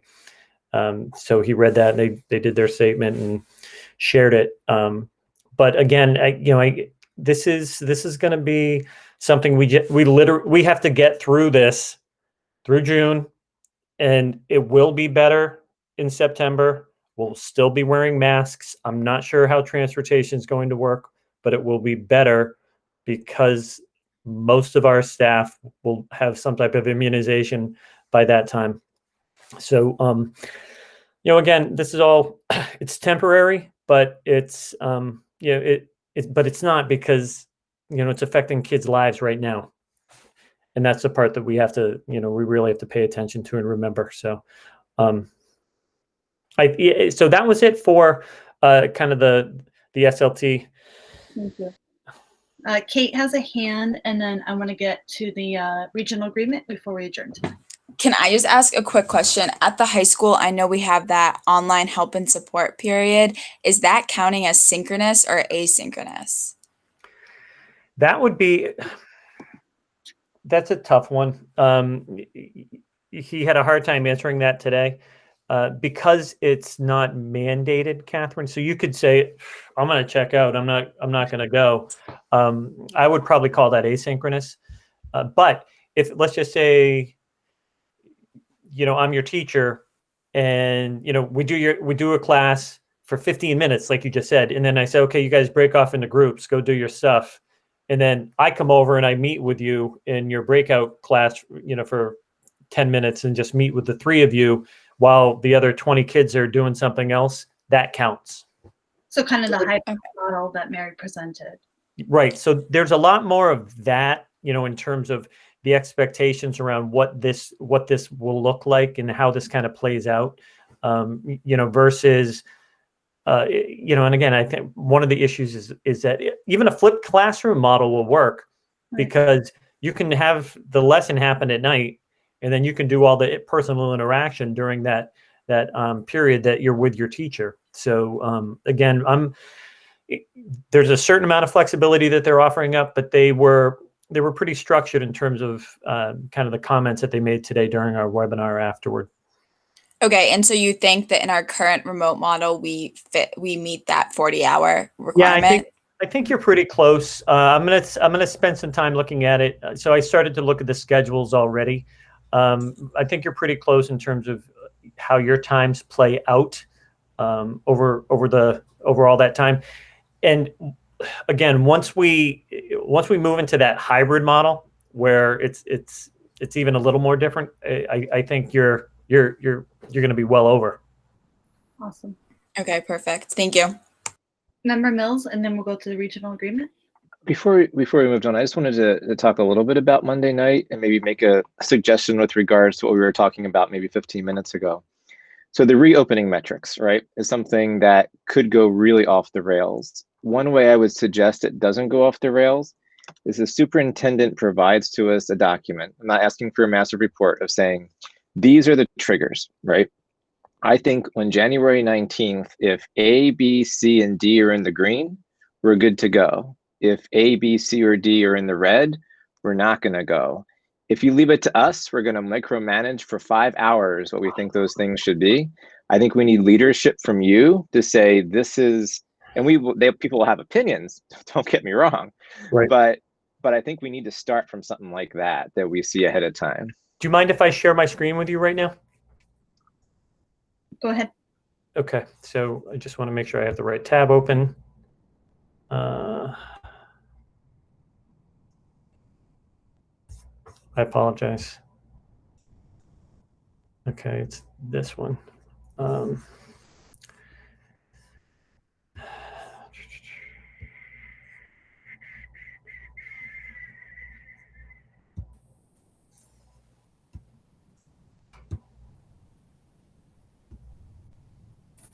Okay, are you on? Can you see it? Yep. Okay. So this is what we worked on today with our boards of health. And it's basically these are like the levers, Ken, that we would pull down, or the triggers that we are going to talk about. But what we've done is that we have it broken down. So, and we say right here in this yellow part, these parameters are intended to serve as guidelines, and it should be understood that given the nature of the pandemic, COVID-19, that adjustments may be warranted as more information and or resources become available. I can tell you that boards of health are very hesitant to come up with defined metrics where they would then say, yep, definitely shut down or definitely stay open. They're much more interested in triggers that then lead to, okay, you know what, this is going to bring us to a conversation point, and this is what we should look at.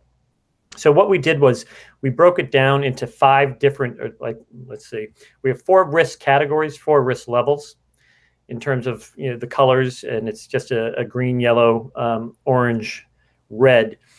First one's available staff. This is one that's probably going to be, in all honesty, the one that's the most challenging, and I can see this being a lever that kicks on pretty quickly. So we've already had situations where our schools, even though our teachers are remote, where we have 10% of, or even more than that. So I think a building the other day had 15 to 20% of their staff out on one particular day, and they were sick, so they couldn't teach that day and so forth. If we're in person and we have a hybrid model, that's going to be a major issue because substitutes are very few and far between right now. Even though we've all principals have had the opportunity to bring in a full-time substitute, a building substitute for the whole year, no matter what. The high school has 3 right now ready to roll. But again, that's going to be an issue. So, these are the domains. So available staff resources, available PPE, making sure that we have enough PPE. And that's from all the way from supplies very adequate and, risk level 1 to, gosh, we only have 2 to 4 weeks, a 2 to 4 week supply left. state and regional healthcare resources. So, and again, this is just looking at basically surge capacity. Where are we?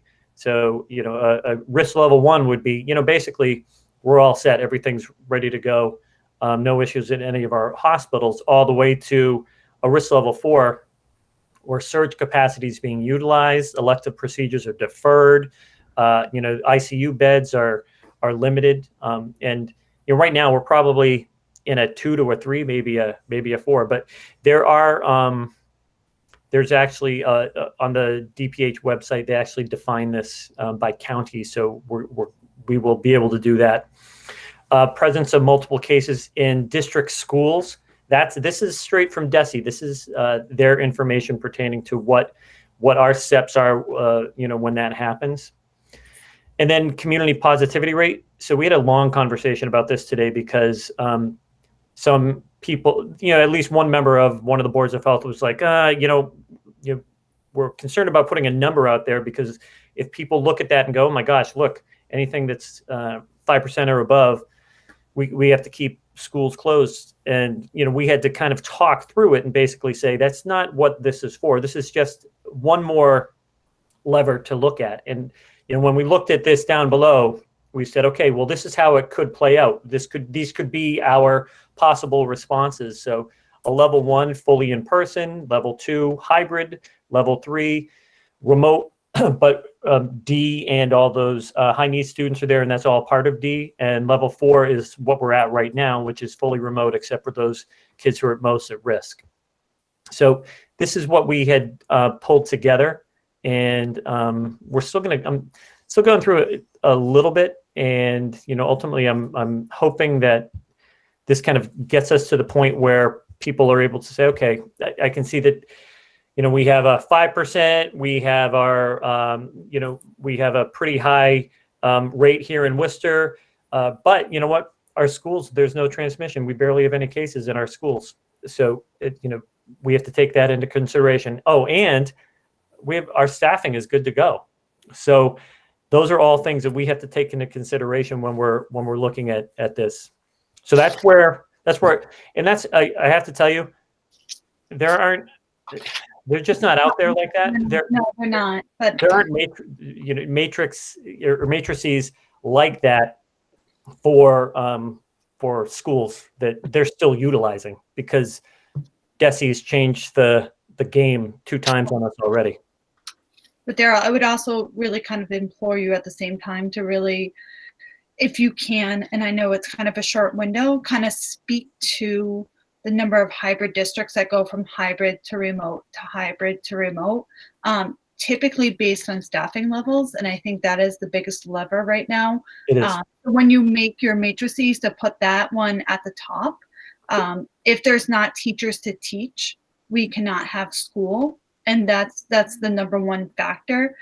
So where your children might not be COVID positive or might be quarantined, if your teacher is quarantined and the teacher next to them is quarantined, then you don't have a 2nd, 3rd, 4th grade. And so you look at your K through 5 and you have 3 out of 5 grades that are quarantined, and so you close.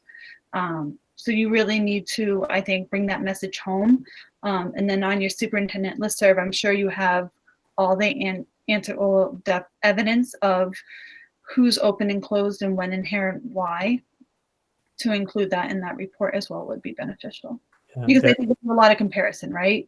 You're like, well, Shrewsbury's open, Quabbin is open. So how many times is Shrewsbury open and closed? How many times is Quabbin open and closed? How many times is Monty Tech open and closed? And I think that's beneficial. Yeah, I'll do that. And again, I've been, working with Aspet Valley superintendent, so I'll jump into that tomorrow and I'll put that out there. I'd add, being at my school, we at Algonquin, Northborough, Southborough, we have been open hybrid since October, and we have not gone remote. We've had cases, and you can see them on our dashboard. We've had a number of cases. The only reason we're going remote on Monday, Tuesday, Wednesday of this coming week, is so that our kids they're doing COVID testing, and they're allowing that to happen for the kids. It's really amazing. If you have an opportunity, I know you're so busy, Daryl, but I think if you know you knew Christine, but talking to Greg might be really helpful. So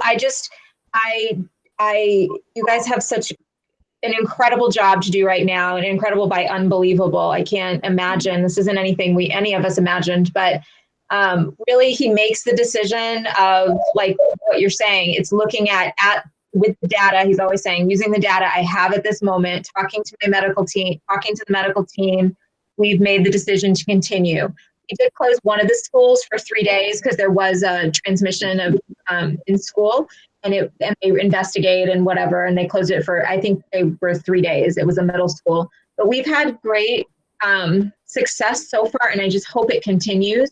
But we have lots of mitigation strategies in place, and that's really the key to us all feeling safe and practicing those, and making sure kids are practicing them. And that's really important as we get ready to open, that we do some training with our kids, our students coming in, on what the safety measures are and how to do all of that. I know we had talked about that at a previous meeting, but I think that's the key to staying open once you get open, besides staffing. Staffing is obviously really important. And if you can't cover classes, you can't have the kids there safely.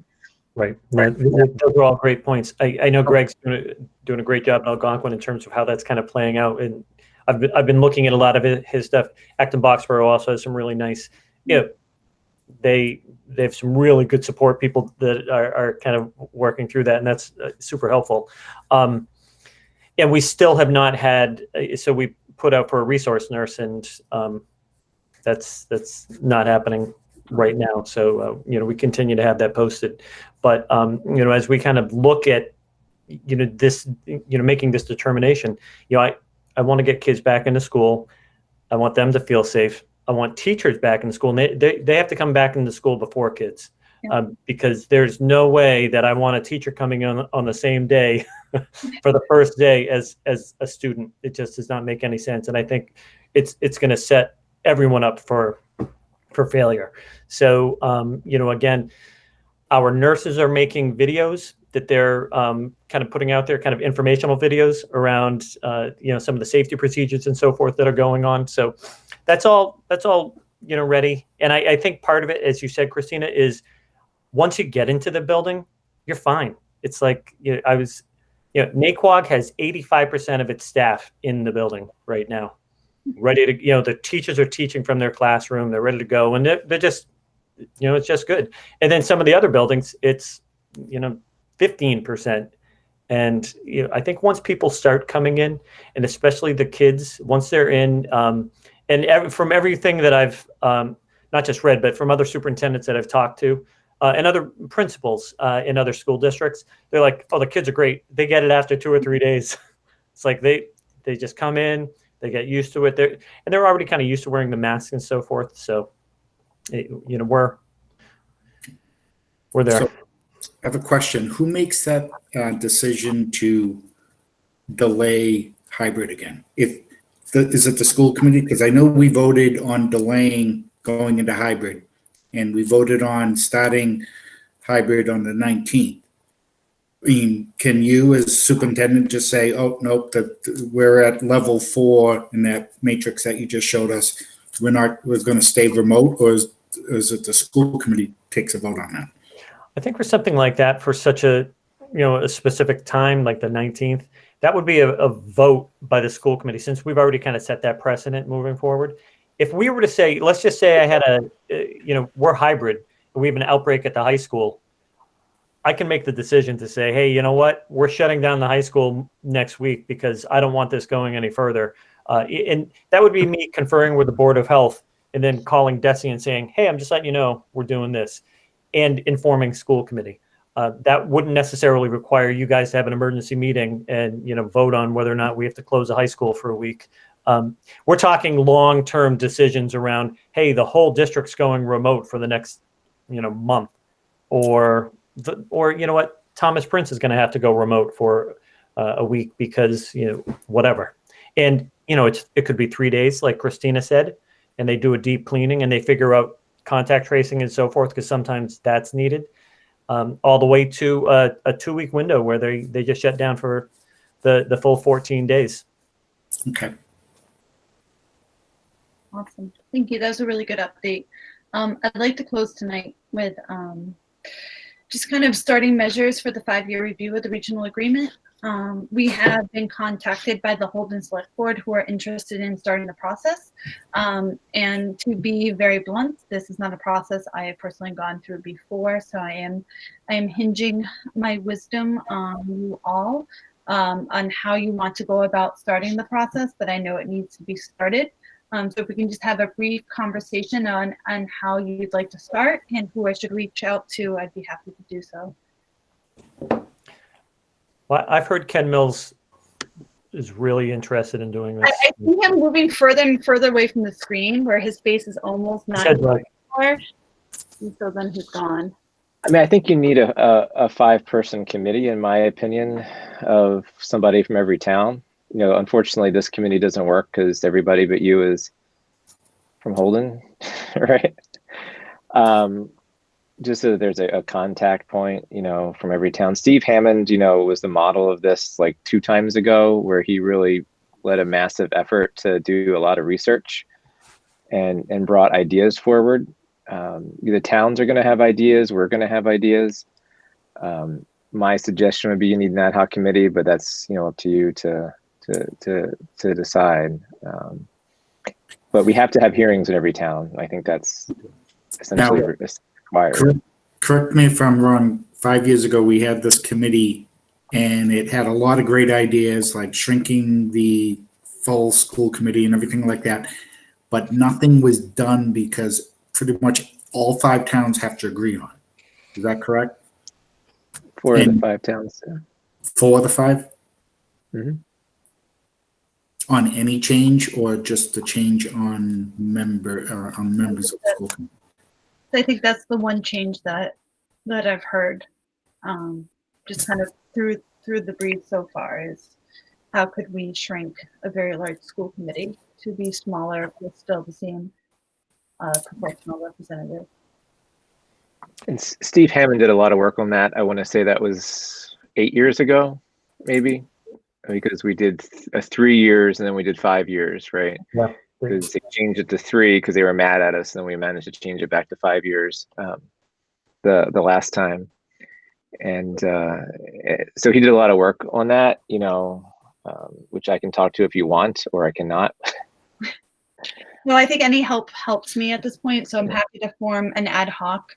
But just procedurally wise, say we form an ad hoc, how do we then reach out to the school? I mean, the different towns and their select boards. I just want to make sure that the process is fair, even with our COVID times, and that we start sooner rather than later. So I would think we would have to do 2 things. I think we have to talk as a committee, like the subcommittee would have to meet and reach out to the full committee to see what we want, like what are our priorities. Yep. And then I think you'd have to reach out to the chairs of the boards of selectmen to have hearings. Okay. In each of the towns, you know, hopefully remotely, but who knows? I mean, that's been a bit of a thing in Holden. To have those hearings, we used to do them a school in each town, right? So I remember being at Davis Hill and for Holden, and to get their input. Then I think we make a proposal, right, to the towns, and they have to vote on it at town meeting. Yeah, so it would be, any changes would be on the warrant. So we have to get it done if we're going to do it this year for the warrant for town meetings, which is, you know, soon, right? Yeah. And we also, I think it might just be this calendar year, but and not this academic year. And Rebecca may have input into that. But we have to look at the census too.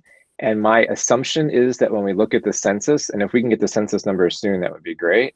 You're going to find that Holden's going to need proportionally more representatives than it has now, probably at least 2. If the time feels ripe to push for a smaller committee, in my 1-person opinion. I think this is the challenge that becomes a proportional vote, and when you have an individual with their own individual feelings, then that vote becomes very dynamic within a school committee. I think the concerns in the past, and I won't say what I think about them. One, the two small towns didn't want just one person. Right. As they felt if that person didn't show up, they didn't have any voice. We were out of compliance with one person, one vote now, and the commissioner told us that when he approved it last time. He said, "I'll approve this, but you're out of compliance with the law." Steve talked about weighted voting. Seems really non-transparent. Like I vote and you vote, and I probably would outweigh your vote, and I'd win, which seems weird, right? It's hard for the public to understand what just happened when it was 5-4 against and it passes. So that's a concern. Yeah. But it's probably the only way to really follow the law in terms of one person, one vote. So those are things we talked about. And then the other thing that was talked about was does Holden get too much voice, or does one person get too much voice? I think the two sides of that was Holden gets all the voice anyway, if we really, so it depends on how, is it concentrated in smaller numbers or bigger numbers?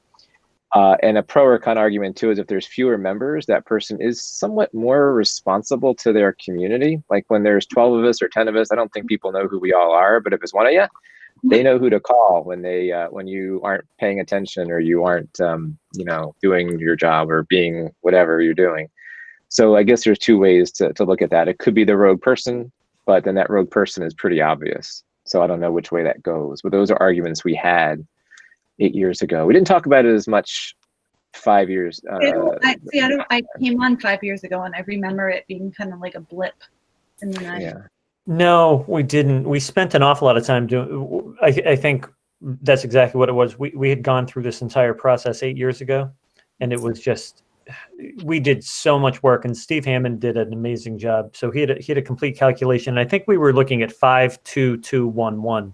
Okay. I feel like that might have been the number, or we had an overall number. And like you said, we had weighted votes for the different members. But and again.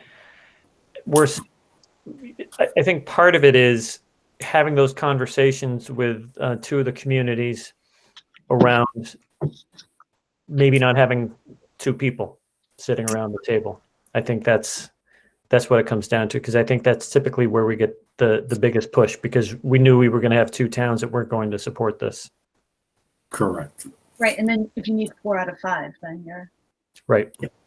So then you do a lot of work basically for nothing. All you're doing is updating the document. So, but Votex managed to do it, with just one person per town. Yeah. So they do. Hey, we could do that. We could have a 5-person school committee. Wow. We'd be done in like 45 minutes. There are pros and cons to, I think, small committees too. Mm-hmm. There are. They work out what we're going to get done, right? And then we'd all be responsible for everything.